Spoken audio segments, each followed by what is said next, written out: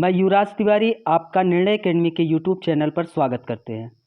मित्रों, आधुनिक भारत के इतिहास जो हम पढ़ा रहे थे आपको, आज का जो टॉपिक है वह भारतीय राष्ट्रीय आंदोलन 1885 से 1947 तक की चर्चा करने वाले हैं। तो आज जो हम चर्चा करने वाले हैं मित्रों, वह 1885 से पूर्व कुछ महत्वपूर्ण राजनीतिक संस्थाएं हैं।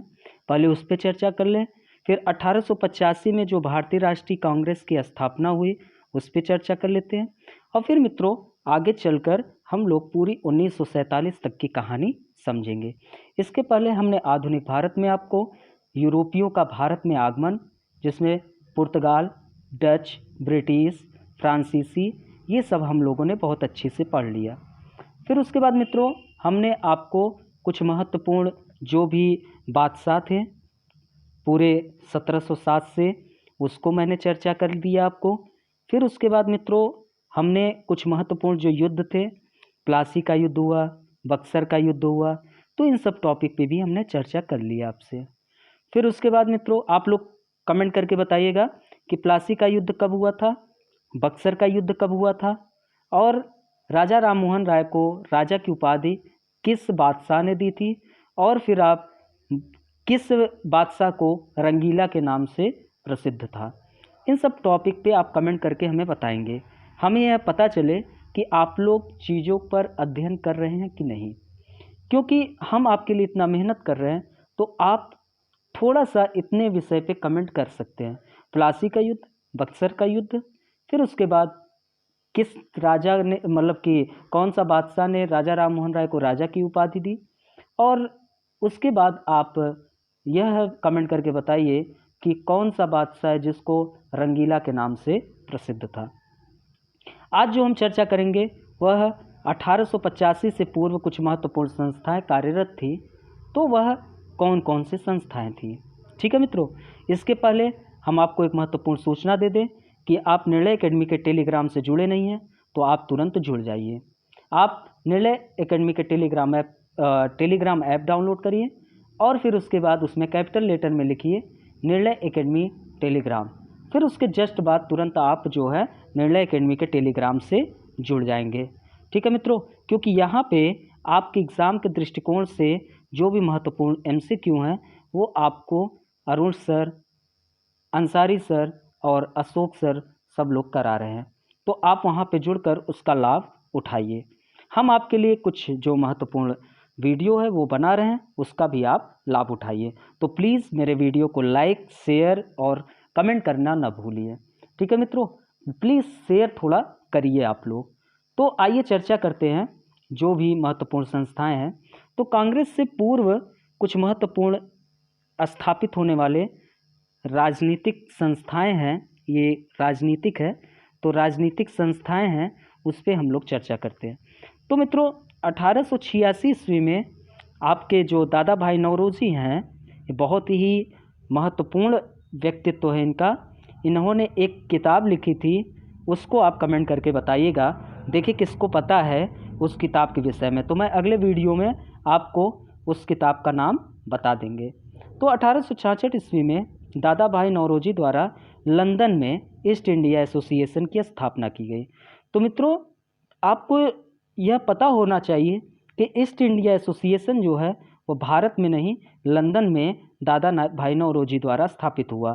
तो यह आपके एग्ज़ाम के दृष्टिकोण से थोड़ा महत्वपूर्ण हो जाएगा।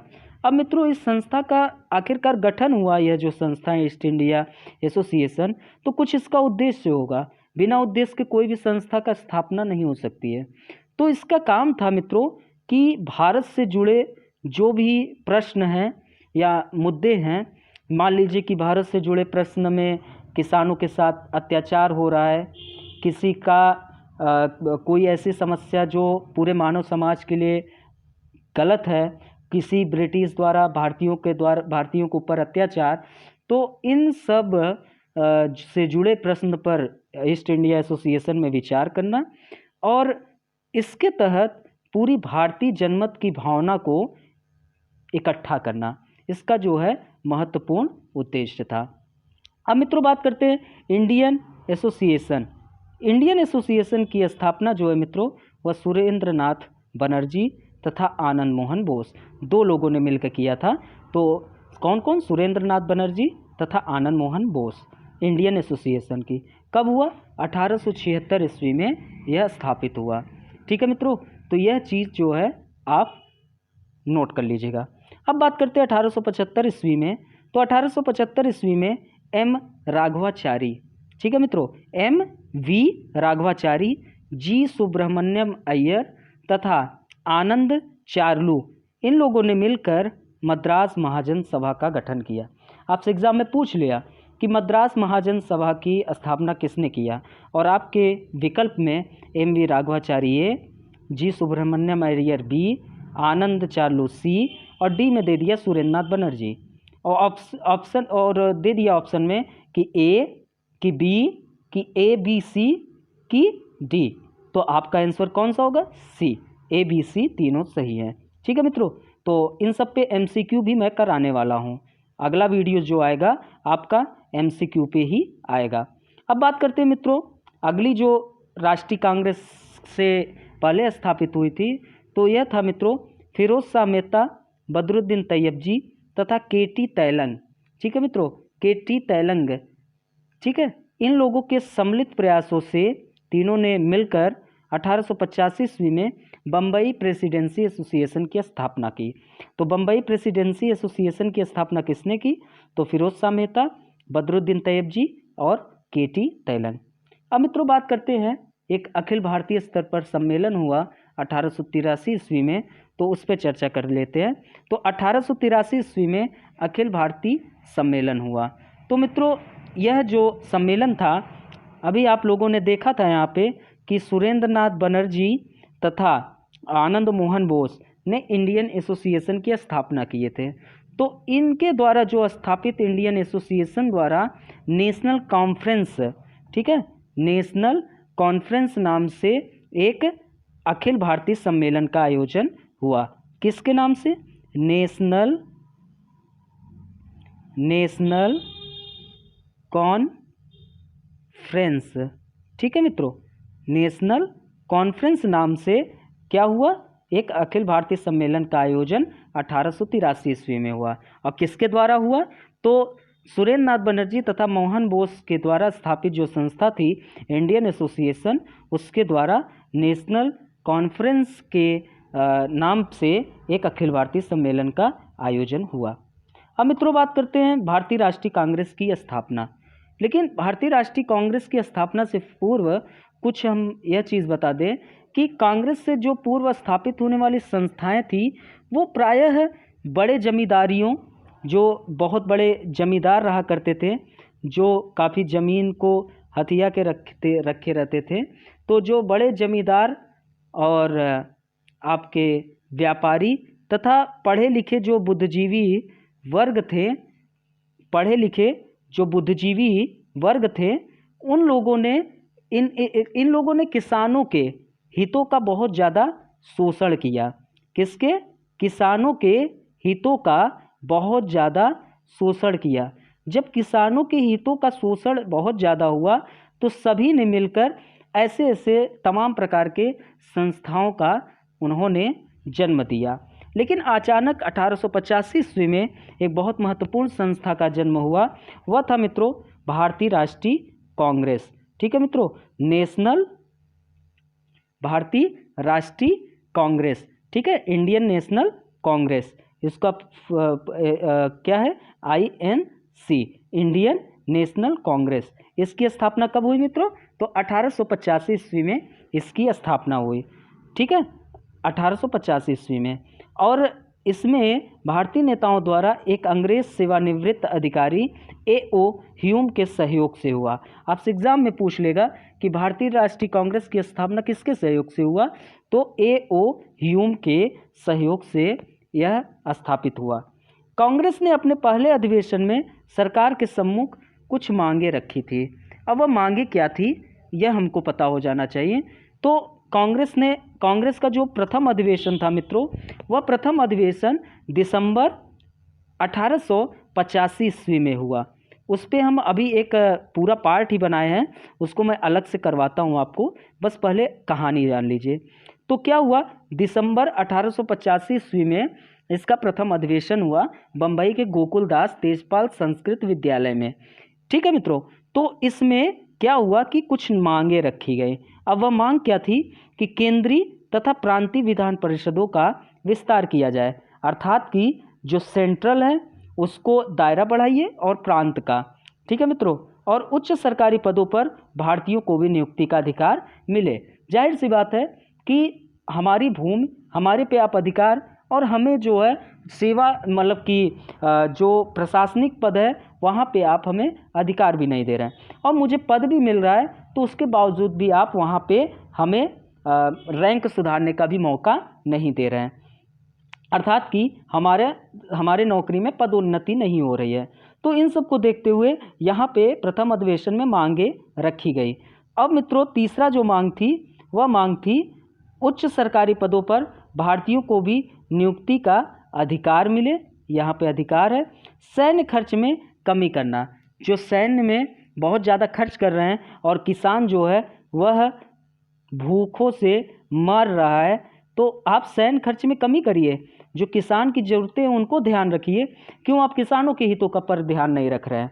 किसान के ऊपर आप अत्याचार कर रहे हैं, उनकी ज़मीन को जमींदारों द्वारा हड़प लिया जा रहा है और आप उस पर कोई कार्रवाई नहीं कर रहे हैं। और आप जो है, आपकी लालसा मात्र यह है कि आपके देश के लिए, आप अपने देश के लिए रॉ मटेरियल यहाँ से कच्चा माल लेके जा रहे हैं, और दूसरी चीज़ अपने उपनिवेशवादी दृष्टिकोण अर्थात कि अपना साम्राज्य को विस्तार करने में आप लगे हैं।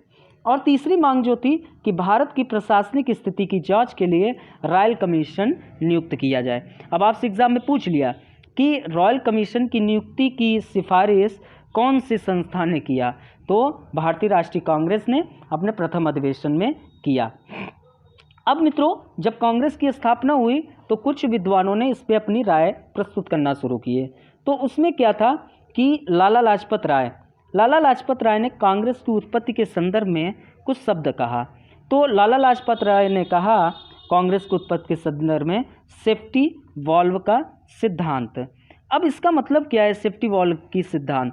तो इसका मतलब है कि शिक्षित भारतीयों ने असंतोष को सुरक्षा निकासी के लिए कांग्रेस की स्थापना की। जो शिक्षित भारतीय थे वो चाहते थे कि यह जो कांग्रेस है वो हमारे लिए सेफ्टी वॉल्व की तरह है। और गोपाल कृष्ण गोखले ने कांग्रेस की उत्पत्ति के लिए तड़िक चालक का सिद्धांत दिया। ठीक है मित्रों, तो यह आपके पता होना चाहिए ताकि आपके एग्ज़ाम के लिए जो भी चीज़ें हैं वह आप एग्ज़ाम में सही कर सके। अब ये तड़िक चालक सिद्धांत के इसके अनुसार क्या था कि सरकारी असंतोष से बचने के लिए भारतीयों ने ह्यूम का उपयोग किया। यहाँ पे जो तड़िक चालक सिद्धांत का अर्थ हुआ कि भारतीय जो थे वो मतलब कि जो सरकारी असंतोष था कि ब्रिटिश जो है वह भारत पे अत्याचार कर रहा है। अब उस असंतोष से ब्रिटिश से बचने के लिए जो अंग्रेज़ था ए.ओ. ह्यूम, वह क्या काम किया? कांग्रेस की उत्पत्ति की। ऐसा कहना किसका था? गोपाल कृष्ण गोखले का था। ठीक है मित्रों, अब बात करते हैं यहाँ पे कांग्रेस की जो भी अधिवेशन थे उस पर चर्चा करते हैं, और कुछ मैं नोट कराऊंगा वह आप नोट करते चलिएगा। ठीक है मित्रों, क्योंकि आपके एग्ज़ाम के दृष्टिकोण से मैं जो अधिवेशन महत्वपूर्ण था उन्हीं अधिवेशन पे हम चर्चा करते हुए आगे बढ़ेंगे। तो जो पहला अधिवेशन था मित्रों वह 1885 ईस्वी में कहाँ पे हुआ था? बम्बई में। ठीक है, जब तक भारत आज़ाद नहीं होगा तब तक आप मुंबई को बम्बई ही कहेंगे। ठीक है, यह आपको पता होना चाहिए। तो कांग्रेस का पहला अधिवेशन जो है वह क्या कहते हैं 1885 ईस्वी में कहाँ हुआ? बम्बई में। आपसे यह एग्ज़ाम में पूछ सकता है तो आप नोट कर लीजिएगा। बम्बई में जो गोकुलदास तेजपाल संस्कृत विद्यालय है वहाँ पे संपन्न हुआ। अब मित्रों, इसके जो अध्यक्ष थे पहले अधिवेशन के वो वेमस चंद्र बनर्जी थे। इसमें इम्पॉर्टेंट चीज़ क्या थी कि इसमें 72 प्रतिनिधियों ने पार्टिसिपेट किया, अर्थात कि भाग लिया। ठीक है मित्रों, तो 72 प्रतिनिधि, यह आप नोट कर लीजिएगा। जो दूसरा कांग्रेस का अधिवेशन हुआ था मित्रों वह 1886 ईस्वी में हुआ। अब 1886 ईस्वी में हुआ तो कहाँ पे हुआ? तो यह मित्रों कलकत्ता में हुआ था। यह आप नोट कर लीजिएगा, कहाँ पे हुआ था? कलकत्ता में हुआ था। इसके अध्यक्ष जो थे वह दादा भाई नौरोजी थे। अब ये इसमें प्रतिनिधियों की संख्या बढ़ी, जिसमें क्या हुआ? 450 प्रतिनिधियों ने भाग लिया। यह आप नोट कर लीजिएगा। अब मित्रों जो तीसरा अधिवेशन था वह 1887 ईस्वी में हुआ। अब तीसरा अधिवेशन जो है 1887 में हुआ तो इसके अध्यक्ष जो थे वह बदरुद्दीन तैयब जी थे। अब ये बदरुद्दीन तैयब जी थे तो तीसरा अधिवेशन हुआ कहाँ था? यह आप नोट कर लीजिए। तो तीसरा अधिवेशन मद्रास में हुआ था। ठीक है, इसके अध्यक्ष कौन थे? बदरुद्दीन तैयब जी। अब क्या हुआ कि इसमें जो महत्वपूर्ण बात थी, प्रथम कांग्रेस के मुस्लिम अध्यक्ष आपसे एग्जाम में पूछ ले कौन है, तो ये प्रथम मुस्लिम अध्यक्ष बने।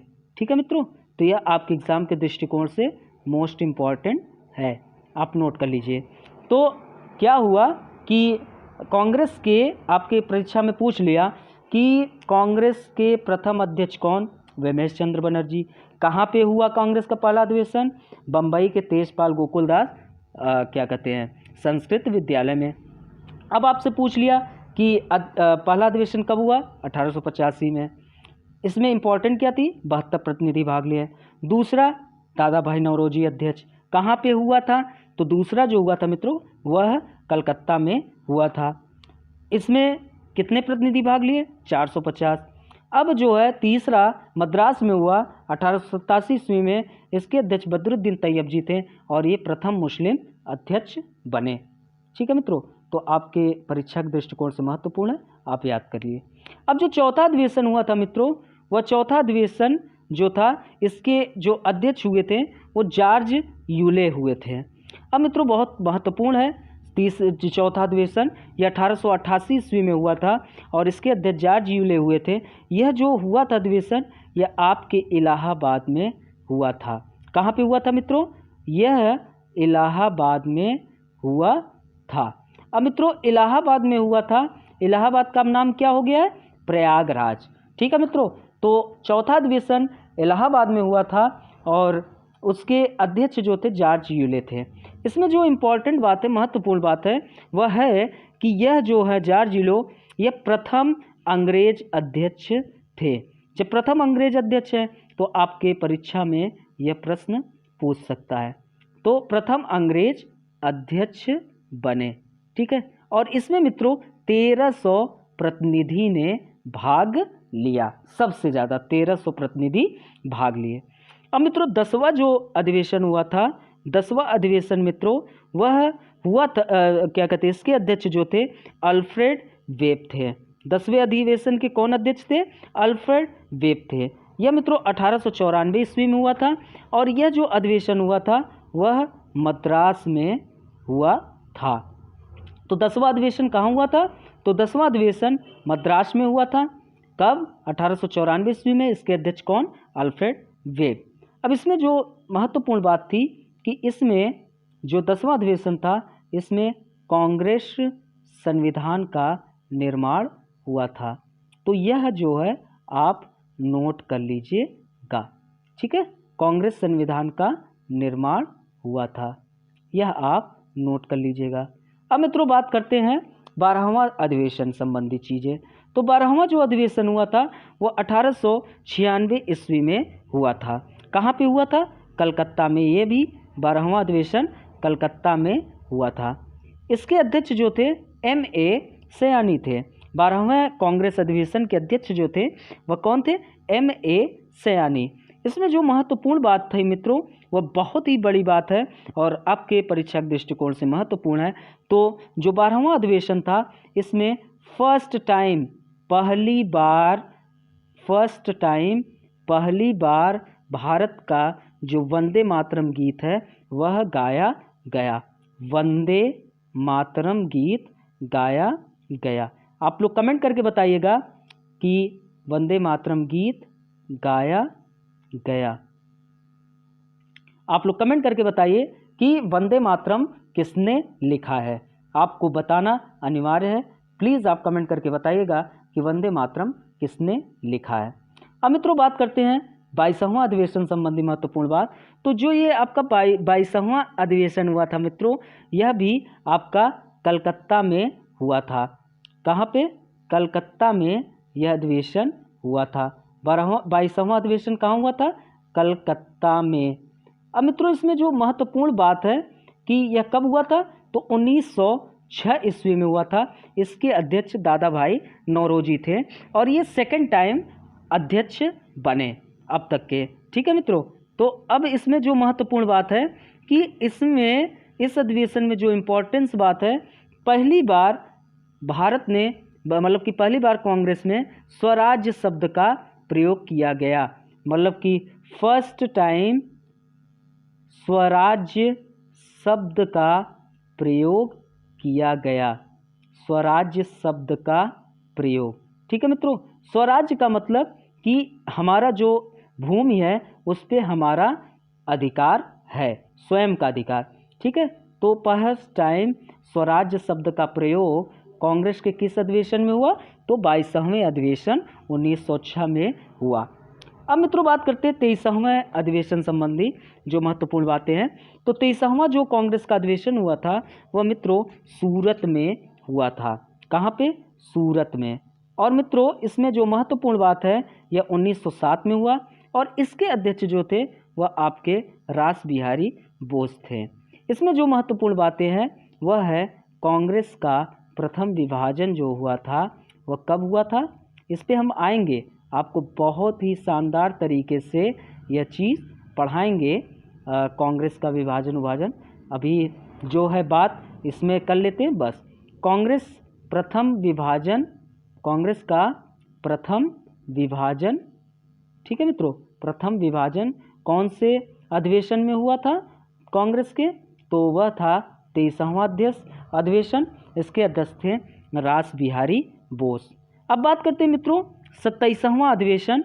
जो 27वां अधिवेशन हुआ था यह भी कलकत्ता में हुआ था। ठीक है मित्रों, कलकत्ता में हुआ था। कब हुआ था? 1911 ईस्वी में 27वां अधिवेशन कलकत्ता में हुआ था। इसके जो अध्यक्ष थे वह पंडित विशन नारायण धर थे। कौन? पंडित विशन नारायण धर। इसमें जो महत्वपूर्ण बात है मित्रों, यह बहुत ही इम्पॉर्टेंट बात है कि फर्स्ट टाइम जन गण मन कौन से अधिवेशन में गाया गया? 27वें जन गण मन गाया गया। अब आप कमेंट करके बताइएगा कि जन गण मन किसने लिखा है। ठीक है मित्रों, तो आप कमेंट जरूर करिएगा कि जन गण मन किसने गाया है। तो जन गण मन की जो पहली बार जो यूज किया गया, प्रयोग किया गया, वह कांग्रेस के कौन से अधिवेशन में हुआ, तो वह 27वें अधिवेशन में हुआ। उसके अध्यक्ष कौन? पंडित विशन नारायण धर। अब बात करते हैं मित्रों 31वें अधिवेशन पे। तो जो ये आपका 31वां अधिवेशन है वह मित्रों 1915 ईस्वी में हुआ। इसके अध्यक्ष जो थे 31वें कांग्रेस अधिवेशन के सर सत्येंद्र प्रसन्न सिन्हा, यह जो थे मित्रों यह 31वें कांग्रेस के अधिवेशन के अध्यक्ष थे। तो यह जो है मित्रों आपके लिए महत्वपूर्ण है। अब इसमें जो इम्पोर्टेंट बात है वह हम बात कर लेते हैं। तो यह जो अधिवेशन हुआ था मित्रों 31वां अधिवेशन, यह कहाँ पे हुआ था, तो यह हुआ था बम्बई में। ठीक है मित्रों, कहाँ हुआ था? बम्बई में। इसमें जो इम्पोर्टेंट बात है, इसमें बहुत ज़्यादा इम्पोर्टेंट बातें नहीं हैं, बस यही था कि लॉर्ड वेलिंगटन जो था ब्रिटिश का, उसने इसमें भाग लिया था। वेलिंगटन भाग लिया था। आपको नोट करना हो नोट कर लीजिएगा, लेकिन बहुत ज़्यादा यह महत्वपूर्ण नहीं है। भाग लिया था कौन? Lord Wellington. ठीक है मित्रों, अब बात करते हैं 33वें अधिवेशन पे। तो यह महत्वपूर्ण है आपके लिए एग्जाम के दृष्टिकोण से। तो जो यह 33वां अधिवेशन था यह 2 बार हुआ था मित्रों। एक 1920 में नागपुर में हुआ था और फिर क्या कहते हैं, जो 33वां अधिवेशन था मित्रों वह कलकत्ता में हुआ था और 1917 ईस्वी में। ठीक है मित्रों, आप नोट कर लीजिए यह 33वां जो कांग्रेस का अधिवेशन हुआ था वह कलकत्ता में हुआ था। ठीक है मित्रों, कहाँ पे हुआ था? कलकत्ता में। और इसके जो अध्यक्ष हुए थे वह कौन हुए थे? Annie Besant. अब इसमें जो महत्वपूर्ण बातें हैं, तो अभी तक कोई महिला अध्यक्ष आपको देखने नहीं मिला, तो कांग्रेस में प्रथम महिला अध्यक्ष पाने का जो गौरव था वह किसे मिला? एनी बेसेंट को। तो एनी बेसेंट जो थे वह प्रथम महिला अध्यक्ष बनी। ठीक है मित्रों, तो ये आप नोट कर लीजिएगा। पूछ लिया एग्जाम में कि प्रथम महिला अध्यक्ष जो थी वह कौन से अधिवेशन में बनी थी कांग्रेस के, तो वह आपका आंसर है 33वां अधिवेशन। ठीक है मित्रों, कहाँ पे हुआ था? कलकत्ता में हुआ था। अब आपसे जो महत्वपूर्ण है वह है 36वां जो अधिवेशन हुआ था मित्रों वह 1920 में हुआ था। और 1920 में हुआ था तो इसके अध्यक्ष कौन थे? सी विजय राघवाचारी। कौन हुए थे? सी विजय राघवाचारी जो थे वह 36वें अधिवेशन के अध्यक्ष थे। और यह कब हुआ था? 1920 में हुआ था। और कहाँ हुआ था? नागपुर में। ठीक है मित्रों, कहाँ हुआ था? नागपुर में। और मित्रों इसमें महत्वपूर्ण चीज़ यह है कि इसमें कांग्रेस संविधान में परिवर्तन किया गया। क्या हुआ? कांग्रेस के कॉन्स्टिट्यूशन में, संविधान में चेंज किया गया, परिवर्तन। ठीक है मित्रों, तो यह आपके लिए ज़्यादा महत्वपूर्ण नहीं है, बस आप सुन लीजिए। अब बात करते हैं मित्रों अगले, तो वह है 39वां अधिवेशन। तो यह जो 39वां अधिवेशन था मित्रों, यह चर्चा में क्यों रहा, तो इस पर चर्चा कर लेते हैं। तो 39वां जो अधिवेशन हुआ था मित्रों, यह एक 1923 ईस्वी में हुआ था और फिर दोबारा 1923 ईस्वी में हुआ था। ठीक है मित्रों, तो यह आपको पता होना चाहिए कि कहाँ हुआ था। तो 1939वां जो अधिवेशन हुआ था, पहले वाले 1923 में क्या हुआ कि वह काकीनाड़ा में हुआ था। एक मिनट, जो पहला अधिवेशन हुआ था 1923 में वह कहाँ हुआ था मित्रों? काकीनाड़ा में। ठीक है मित्रों, कहाँ हुआ था? काकीनाड़ा में। तो उसमें 1923 में उस वाले अधिवेशन में मौलाना मोहम्मद अली हुए थे। और ये जो मौलाना मोहम्मद अली अध्यक्ष बने थे, ये सबसे युवा अध्यक्ष थे। तो आपके एग्ज़ाम में पूछ लिया कि सबसे युवा अध्यक्ष कांग्रेस के कौन थे, तो वह हैं मौलाना मोहम्मद अली। ठीक है मित्रों, तो यह आप नोट कर लीजिएगा। सबसे युवा अध्यक्ष मौलाना मोहम्मद अली। कौन से अधिवेशन? वह 39वां अधिवेशन था। और फिर उसके बाद इसमें 1923 में क्या कहते हैं, फिर से हुआ था। तो उसमें मित्रों इसमें एक चर्चा और कर लेते हैं। यह जो मौलाना मोहम्मद अली थे, ये सबसे युवा अध्यक्ष नहीं बने थे। मैं आपको तुरंत सब चीज़ों पे ध्यान रखना है। तो क्या हुआ कि 39वां अधिवेशन जो 1923 में हुआ था, यह दो हिस्से में है। एक जो था वह काकीनाड़ा में हुआ था। ठीक है मित्रों, आप फिर से थोड़ा रचे इस पे देख लीजिए, तो अभी याद आया। तो काकीनाड़ा में हुआ था। तो जो 39वां अधिवेशन 1923 में काकीनाड़ा में हुआ था, उसके अध्यक्ष मौलाना मोहम्मद अली थे। लेकिन फिर 1923 में इसका अधिवेशन हुआ, 1923 में ही, और इसी के पार्ट में आएगा 39वें अधिवेशन में, और वह हुआ था विशेष स्थिति में दिल्ली में। ठीक है मित्रों, उसके अध्यक्ष तब बने थे कौन? अबुल कलाम आज़ाद। अबुल कलाम आज़ाद। कौन हुए थे? अबुल कलाम आज़ाद।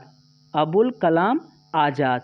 यह मित्रों अबुल कलाम आज़ाद जो हैं, यह सबसे युवा अध्यक्ष हैं। ठीक है मित्रों, तो यह आप मिस्टेक जो है सही कर लीजिएगा।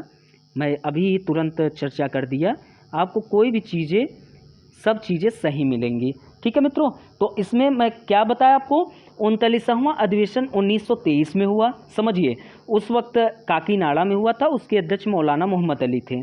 अचानक एक विशेष अधिवेशन बुलाया गया 39वें की ही अंतर्गत 1923 में, वह हुआ दिल्ली में। उसके अध्यक्ष बने अबुल कलाम आज़ाद, और अबुल कलाम आज़ाद जो है वह कांग्रेस के सबसे युवा अध्यक्ष बने। ठीक है मित्रों, अब बात करते 41वें अधिवेशन 1925 की। तो जो 41वां अधिवेशन हुआ था मित्रों, वह कानपुर में हुआ था। 1925 में कहाँ हुआ था, कानपुर में हुआ था। अब कानपुर में हुआ और उसके अध्यक्ष बनी सरोजनी नायडू। अब मित्रों, यह जो एनी बेसेंट बनी थी वह प्रथम महिला अध्यक्ष थी। एनी बेसेंट प्रथम महिला अध्यक्ष थी कांग्रेस की, लेकिन सरोजनी नायडू जो थी वह सबसे प्रथम भारतीय महिला अध्यक्ष, प्रथम भारतीय महिला अध्यक्ष कांग्रेस की कौन थी, भारतीय महिला अध्यक्ष, तो वह थी सरोजनी नायडू। ठीक है मित्रों, तो यह जो है आप नोट कर लीजिए। ठीक है, 41वें अधिवेशन 1925 में सरोजनी नायडू अध्यक्ष बनी, वह हुआ था कानपुर में, और वह प्रथम भारतीय महिला अध्यक्ष बनी। और जो एनी बेसेंट बनी थी वो प्रथम महिला अध्यक्ष हैं, अर्थात कि वो दूसरे देश की थी। अब बात करते हैं 45वें अधिवेशन 1929 पे। तो जो ये 45वां अधिवेशन 1929 था, उसके अध्यक्ष थे जवाहरलाल नेहरू, अर्थात कि 45वें अधिवेशन 1929 के जो अध्यक्ष थे वह जवाहरलाल नेहरू थे। और यह कहाँ हुआ था अधिवेशन, तो लाहौर में हुआ था। और इसमें जो महत्वपूर्ण बात है कि इस अधिवेशन में पूर्ण स्वराज्य की मांग की गई। क्या हुआ, पूर्ण स्वराज्य की मांग की गई। ठीक है मित्रों, तो यह आप नोट कर लीजिएगा। ठीक है, पूर्ण स्वराज की मांग किस अधिवेशन में हुआ, 45वें। कौन किया, जवाहरलाल नेहरू। कौन 45वें अधिवेशन का अध्यक्ष था, जवाहरलाल नेहरू। ठीक है मित्रों, अब बात करते हैं 46वें अधिवेशन। तो जो 46वां अधिवेशन था मित्रों, यह हुआ था 1931 में, और कहाँ हुआ था, कराची में। ठीक है मित्रों, कहाँ हुआ था, तो यह जो अधिवेशन था वह आपका कराची में हुआ था। ठीक है मित्रों, इसके अध्यक्ष कौन थे, वल्लभ भाई पटेल। 46वें अधिवेशन 1931 के अध्यक्ष हुए थे वल्लभ भाई पटेल, और हुआ था कराची में। और इसमें जो महत्वपूर्ण बात है वह थी कि इसमें मौलिक अधिकार की मांग की गई। किसकी, मौलिक अधिकार की मांग की गई। ठीक है, यह नोट कर लीजिएगा। ठीक है, मौलिक अधिकार की मांग किस अधिवेशन में की गई, वह 46वां अधिवेशन था कांग्रेस का। अब ये जो 51 ठीक है मित्रों, जो 51 अधिवेशन 1937 को एक हुआ था, उसके भी अध्यक्ष कौन थे, वह थे जवाहरलाल नेहरू। तो 51 जो अधिवेशन हुआ था उसके अध्यक्ष थे जवाहरलाल नेहरू 1937 में, और यह हुआ था मित्रों फैज़पुर बंगाल में। कहाँ हुआ था, फैज़पुर, जो कहाँ है, फैज़पुर बंगाल में। अब इसमें जो महत्वपूर्ण बातें थी वह थी कि इसमें जो चर्चा किया था, गांव में आयोजित यह प्रथम अधिवेशन था। कांग्रेस की गांव में आयोजित यह प्रथम अधिवेशन था। गांव में आयोजन हुआ इसका, और यह जो गांव में आयोजित प्रथम अधिवेशन कहाँ हुआ था मित्रों, कांग्रेस के गांव में आयोजित प्रथम अधिवेशन, तो वह हुआ था फैज़पुर, और कहाँ पे है वह, बंगाल में है। ठीक है मित्रों, तो यह आप नोट कर लीजिएगा। अब चर्चा करते हैं वो 52वां अधिवेशन 52, जो क्या कहाँ पे हुआ था, सुभाष चंद्र बोस इसके अध्यक्ष बने, और हुआ था हरिपुरा गुजरात में। कहाँ हुआ था यह 52वां अधिवेशन 1938 वाला, तो यह हुआ था गुजरात के हरिपुरा। ठीक है मित्रों, हरिपुरा, और हरिपुरा कहाँ पे है, गुजरात में है। ठीक है, तो यह नोट कर लीजिएगा कि सुभाष चंद्र बोस जो हैं वह 52 अधिवेशन था 1938 को 1938 में उसके अध्यक्ष बने। इसमें जो महत्वपूर्ण बात थी तो इसमें क्या हुआ कि जवाहरलाल नेहरू की अध्यक्षता में राष्ट्रीय योजना समिति का गठन हुआ। तो क्या हुआ, राष्ट्रीय योजना समिति का गठन हुआ, जो इसमें इम्पॉर्टेंट बात है, राष्ट्रीय योजना समिति का गठन हुआ। और यह जो राष्ट्रीय योजना समिति का गठन हुआ, इसके अध्यक्ष कौन थे, जवाहरलाल नेहरू। लेकिन 52वां कांग्रेस के अधिवेशन का अध्यक्ष कौन था, सुभाष चंद्र बोस। फिर सुभाष चंद्र बोस जो थे वो क्या कहते हैं, 51 का जो अधिवेशन था वो क्या कहते हैं 1937 में हुआ था, उसके अध्यक्ष जवाहरलाल नेहरू थे। यह जो 52वां अधिवेशन था, इसके अध्यक्ष कौन थे, सुभाष चंद्र बोस थे, वह था 1938। फिर उसके बाद 53वें अधिवेशन में यह फिर अध्यक्ष बनते हैं सुभाष चंद्र बोस। उसमें जो भी महत्वपूर्ण चीज़ें थी वह आपसे चर्चा करने वाला हूँ। तो 53वें अधिवेशन 1939 को सुभाष चंद्र बोस पुनः अध्यक्ष बनते हैं। यह हुआ था मध्य प्रदेश में। ठीक है मित्रों, मध्य प्रदेश में हुआ था। इसमें क्या हुआ कि सुभाष चंद्र बोस ने इस्तीफा दे दिया और फिर उसके बाद राजेंद्र प्रसाद अध्यक्ष बने। तो सुभाष चंद्र बोस इस्तीफा दे दिए थे। ठीक है मित्रों, तो सुभाष चंद्र बोस कौन से अधिवेशन में इस्तीफा दे दिए थे कांग्रेस के, तो 53वां अधिवेशन 1939 को। इसमें क्या हुआ कि जब इस्तीफा दे दिए तो फिर इसके अध्यक्ष कौन बने, तो इसके अध्यक्ष जो बने वह थे आपके डॉक्टर राजेंद्र प्रसाद। डॉक्टर राजेंद्र प्रसाद देश के प्रथम राष्ट्रपति। अब जो 55वां जो अधिवेशन हुआ था वह हुआ था मित्रों 1946 को। जो 55वां अधिवेशन हुआ था 1946 को, इसमें जो अध्यक्ष बने थे वह जेबी कृपलानी बने थे और यह अधिवेशन हुआ था मित्रों मेरठ में। इसमें जो इम्पोर्टेंट बात थी, तो इसमें इम्पोर्टेंट बात यह थी कि 1946 के बाद भारत आज़ाद हुआ 1947 में। तो 1947 में कोई अधिवेशन हुआ नहीं था। ठीक है मित्रों, तो नहीं हुआ तो जेबी कृपलानी ही उस वक्त अध्यक्ष थे। तो आज़ादी के समय यह भारतीय राष्ट्रीय कांग्रेस के अध्यक्ष थे। तो आपसे पूछ ले एग्जाम में कि आज़ादी के समय भारतीय राष्ट्रीय कांग्रेस के अध्यक्ष कौन थे, तो आज़ादी के समय भारतीय राष्ट्रीय कांग्रेस के अध्यक्ष जो थे वह कौन थे, तो जेबी कृपलानी थे। ठीक है मित्रों, तो यह आपको पता होना चाहिए कि आज़ादी के समय के अध्यक्ष जेबी कृपलानी थे।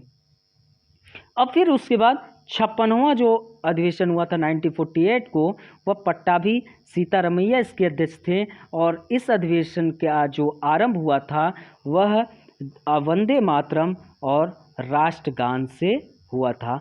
इसमें बस इतना ही महत्वपूर्ण चीज़ है। तो जो 56वां यह भारतीय राष्ट्रीय कांग्रेस का लास्ट अधिवेशन था। कुल मिला के भारतीय राष्ट्रीय कांग्रेस में 56 अधिवेशन हुए थे। तो इसमें जो महत्वपूर्ण बात थी, यह 56वां अधिवेशन 1948 में हुआ था। और कहाँ हुआ था, जयपुर में हुआ था। जयपुर कहाँ में है, राजस्थान में है। और इसके अध्यक्ष कौन थे, पट्टाभी सीतारमैया। और इस अधिवेशन का जो प्रारंभ हुआ वह वंदे मातरम और फिर उसके बाद राष्ट्रगान। ठीक है मित्रों, तो यह दो चीज़ वहाँ पे गाया गया। आप लोग कमेंट करके बताइएगा कि राष्ट्रगान कितने समय तक पढ़ा जाता है, मतलब गाया जाता है। ठीक है मित्रों, तो यह सब चीज़ें आप कमेंट करके बताइएगा। आपको जितना भी महत्वपूर्ण चीज़ें थी मैंने उन चीज़ों की चर्चा कर दी। आप खूब अच्छे से तैयारी करिए। आपको चीज़ें शॉर्ट फॉर्म में पूरी आधुनिक भारत उपलब्ध करा रहे हैं, जितना आपके एग्ज़ाम के दृष्टिकोण से महत्वपूर्ण है। तो उन सब चीज़ों पे मैं चर्चा कर दिया। ठीक है मित्रों, तो प्लीज़ आप मेरे वीडियो को लाइक शेयर कर दिया करिए। ठीक है मित्रों, और जो मैं प्रश्न किया है आपसे उसका कमेंट मुझे बताइए। थोड़ा सा आप कर दीजिए लाइक शेयर, क्योंकि आपके ही संस्था के अध्यापक हैं। तो थोड़ा आपका सहयोग, मेरा पूरा सहयोग आपके लिए है। और इस लॉकडाउन में आपके वीडियोस हमेशा आते रहेंगे। आपका समय का नुकसान नहीं होगा, क्योंकि time is very precious. If you will waste time, time will waste you. So we should not waste time. तो मित्रों, फिर मिलते हैं मैं अपने अगले वीडियो में कुछ नया चीज़ के साथ। तब तक के लिए नमस्कार, जय हिंद, जय भारत।